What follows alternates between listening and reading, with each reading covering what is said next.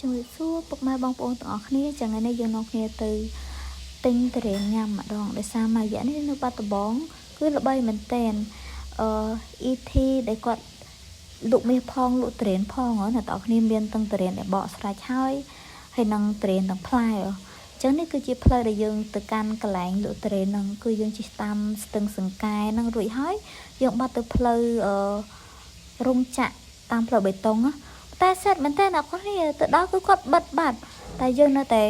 ជួបទុរេនទៅតែបានដោយសារអីអ្នកគ្នាជិះផ្លូវជិះកន្លែងស្ទះទៅស្រាប់ទៅរកផ្ទះលក់ទុរេនឃើញហើយក៏សាកចូលមើល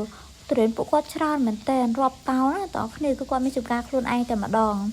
ហើយដូចទុរេននៅក្នុងដៃខ្ញុំនេះអញ្ចឹងគឺវាខាងក្រៅស្ងួតខាងក្នុងវាទុនអញ្ចឹងគឺឆ្ងាញ់មែនតើតើគ្នាហើយបើនិយាយពីអ្នកលក់វិញគឺរស់រាយតែម្ដងគឺគាត់អាចឲ្យយើងភ្លក់បានបើសិនជាមានទុរេនទុំអញ្ចឹងណាអញ្ចឹងស្អែកនេះភ្លក់បានតែតើគ្នាថ្ងៃនេះភ្លក់បានទេដោយសារអត់សូវមានទុរេន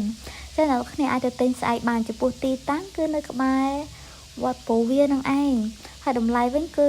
ទូថ្លៃមែនតែ22,000ឯនៅអស់នេះគឺទុរេនសំឡូតតែម្ដងអញ្ចឹងណាហើយខ្ញុំទៅចាប់អារម្មណ៍មិនគាត់លក់ដាច់មែនតាមពិតមានខ្លួនក្រក់សោះថាលេងឯងគាត់ដាច់ដោយសារតែទុរេនឆ្ងាញ់បាយអ្នកទាំងគ្នាដល់ម៉ោងហើយ